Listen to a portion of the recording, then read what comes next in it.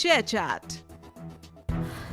ಅಥಣಿ ಪಟ್ಟಣದ ಮುಖ್ಯಾಧಿಕಾರಿ ಮೇಲ್ಜಾತಿ ಜನರ ಗುಲಾಮಗಿರಿ ಮಾಡುತ್ತಿದ್ದಾನಂತೆ. ಅಥಣಿ ತಾಲೂಕು ಅಂದ್ರೆ ಮಹಾಪುರುಷ ಬಾಬಾ ಸಾಹೇಬ್ರು ಬಂದು ಹೋದಂತ ಪುಣ್ಯಕ್ಷೇತ್ರ. ಅಥಣಿ ತಾಲೂಕು ಅಥಣಿ ಪಟ್ಟಣದ ಹೃದಯ ಭಾಗದಲ್ಲಿ ಬಾಬಾ ಸಾಹೇಬ್ ಅಂಬೇಡ್ಕರ್ ಪ್ರತಿಮೆ ಇದ್ದು, ಈಗ ಅದೇ ಜಾಗ ಇವತ್ತಿನ ದಿನ ಆತಂಕ ಸೃಷ್ಟಿ ಮಾಡಿಕೊಳ್ಳುವ ಜಾಗವಾಗಿ ಮಾರ್ಪಟ್ಟಿದೆ. ಅದರ ಪಕ್ಕ ಸತೀಕರ್ ಆಸ್ಪತ್ರೆ ಕೂಡ ಇದ್ದು, ದಿನ ಬೆಳಗ್ಗೆ ಆದ್ರೆ ಸಾಕು ಗಬ್ಬು ನಾತ ಬೀರುವ ಜಾಗವಾಗಿ ನಿರ್ಮಾಣವಾಗಿದೆ. ಅಕ್ಕಪಕ್ಕದ ಜನರು ಆ ಜಾಗದಲ್ಲಿ ಮನೆ ಕಸವನ್ನ ತಂದು ಸುರಿದು ಹೋಗ್ತಾರೆ. ಹಾಗೆಯೇ ಅಕ್ಕಪಕ್ಕ ವಾಣಿಜ್ಯ ಮಳಿಗೆಗಳು ಕೂಡ ಇದ್ದು, ಅಂಗಡಿ ಮಾಲೀಕರು ಕೂಡ ಬಾಬಾ ಸಾಹೇಬರ ಜಾಗವನ್ನ ಈಗ ಕಸದ ತಿಪ್ಪೆಯನ್ನಾಗಿ ಮಾಡಿಕೊಂಡಿದ್ದಾರೆ.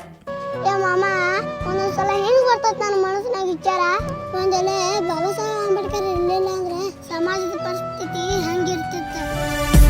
ಹರಿದೋದ ಬದುಕನು ಹುಡುಕಿ ನವಿರಾದ ನೂಲನು ಬಳಸಿ ಹಸನಾಗಿ ಹೆಣೆದು ಕೊಡುವ ನೇಕಾರನೇ ಮಾಳಿಗೆಯು ಸೋರುವ ಮುನ್ನ ಛಾವಣಿಯ ಹಾಸುವ ನೀನು. ಇಂಥ ನಾಲಾಯಕ್ ಲುಚ್ಚ ಜನರಿಗೆ ಏನ್ ಹೇಳಬೇಕು ಅನ್ನೋದೇ ನಿಜಕ್ಕೂ ಗೊತ್ತಾಗ್ತಾ ಇಲ್ಲ. ನಮ್ಮ ದೇಶಕ್ಕೆ ಸಂವಿಧಾನ ಬರೆದಂಥ ಮಹಾಪುರುಷನಿಗೆ ಈ ರೀತಿಯಾಗಿ ಅವಮಾನ ಆಗ್ತಾ ಇದೆ. ಇದಕ್ಕೆ ಸಂಬಂಧಪಟ್ಟ ಮುಖ್ಯಾಧಿಕಾರಿ ಸಾಹೇಬ ಮಾತ್ರ ತನಗೂ ಇದಕ್ಕೂ ಸಂಬಂಧವೇ ಇಲ್ಲ ಅನ್ನೋ ರೀತಿ ಜಾಣ ಮೌನಕ್ಕೆ ಜಾರ್ಕೊಂಡಿದ್ದಾನೆ. ಈತನಿಗೆ ಏನ್ ಹೇಳಬೇಕೋ ಗೊತ್ತಾಗ್ತಿಲ್ಲ. ಅಲ್ಲಿ ಜನರು ಗಲೀಜು ಮಾಡಿದ್ರೂ ಕೂಡ ಇವರಿಗೆ ಹೇಳೋರಿಲ್ಲ ಕೇಳೋರಿಲ್ಲ.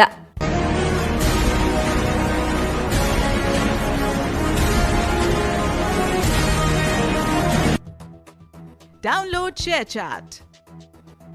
ಇದನ್ನ ನೋಡಿಯೂ ಪುರಸಭೆ ಅಧಿಕಾರಿಗಳು ಇದ್ದಾರೋ ಸತ್ತಿದ್ದಾರೋ ಎಂದು ಅನುಮಾನ ವ್ಯಕ್ತವಾಗ್ತಿದೆ. ತನ್ನ ಚೇಂಬರ್ನಲ್ಲಿ ಕೂತ್ಕೊಂಡು ದೂರು ಹೇಳಲು ಬಂದಂತ ಸಾರ್ವಜನಿಕರಿಗೆ ಈತ ಕಾನೂನು ಪಂಡಿತನಾಗ್ತಾನೆ, ಜೊತೆಗೆ ಸತ್ಯ ಹರಿಶ್ಚಂದ್ರನೂ ಆಗ್ತಾನೆ. ಅಥಣಿ ಪಟ್ಟಣದ ರಾಘವೇಂದ್ರ ಮಠ ರಸ್ತೆ ಈ ರೀತಿ ಸ್ವಚ್ಛವಾಗಿರುತ್ತೆ.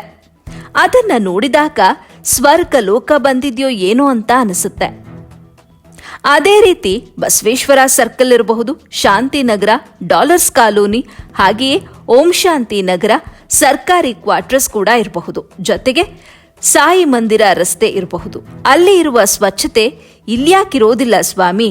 ಈ ಮಾತು ಸಾರ್ವಜನಿಕರಿಗೆ ಗೊಂದಲ ಮೂಡಿಸಿದೆ. ಈ ಸಂಪೂರ್ಣ ವಿಷಯವನ್ನ ನೋಡಿಕೊಂಡಾಗ ಮುಖ್ಯಾಧಿಕಾರಿ ಮೇಲ್ಜಾತಿ ಜನರ ಗುಲಾಮಗಿರಿ ಮಾಡೋದು ಸತ್ಯವೋ ಏನೋ ಎಂಬುದು ಮೇಲ್ನೋಟಕ್ಕೆ ಕಂಡು ಬರ್ತಾ ಇದೆ. ಇದು ಮುಖ್ಯಾಧಿಕಾರಿಯ ಒಂದು ಗೋಳಾದ್ರೆ, ಇದಕ್ಕೆ ಸಂಬಂಧಪಟ್ಟಂತ ವಾರ್ಡಿನ ಸದಸ್ಯ ಇದ್ದಾನೋ ಸತ್ತಿದ್ದಾನೋ ಇಲ್ಲ ಕಾಣೆಯಾಗ್ಬಿಟ್ಟಿದ್ದಾನೆ ಎಂಬುದು ಪ್ರಶ್ನೆಯಾಗಿದೆ. ಇವರದ್ದೇನೂ ತಪ್ಪಲ್ಲ ಬಿಡಿ ಸ್ವಾಮಿ. ನಮ್ಮಲ್ಲಿ ಕೆಲವು ಪುರಸಭೆ ಸದಸ್ಯರಿದ್ದಾರೆ. ಅಥಣಿ ಪುರಸಭೆ ಇಟ್ಕೊಳ್ತಾರೋ ಏನೋ ಮಾರಿಕೊಳ್ತಾರೋ ನಮಗೆ ಗೊತ್ತಾಗುತ್ತಿಲ್ಲ. ಪುರಸಭೆ ಮಾರಿಕೊಳ್ಳುವ ಸಂದೇಶ ಅನ್ನೋದು ಮುಂದಿನ ಸಂಚಿಕೆಯಲ್ಲಿ ಕಾದು ನೋಡಿ. ಒಂದನೊಂದೂರಲ್ಲಿ ಒಬ್ಬ ರಾಜನಿದ್ದನು. ಊರ ಮನೆ ಮನೆಯ ಬೆಳಕಾಗೆ ಇದ್ದನು. ಜನಕಾಗೆ ಕನಸ ಕೋಟೆ ಕಟ್ಟಿದ. ನಂಬಿ ಬಂದ ಜನಕ್ಕೆ ಪ್ರಾಣ ಒತ್ತೆ ಇಟ್ಟನು. ನಾನು ನನ್ನದೆನ್ನುವ ಆಸೆ ಕಟ್ಟಿಟ್ಟನು. Download ShareChat.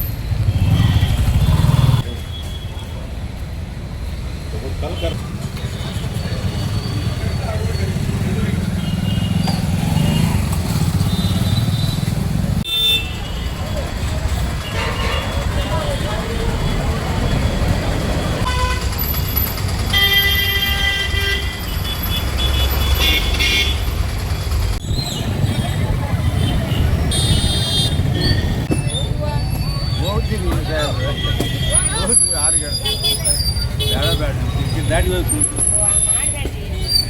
ಬ್ಯಾಟಿಗೆ ಹೋಗಿ ಕುಳಿತು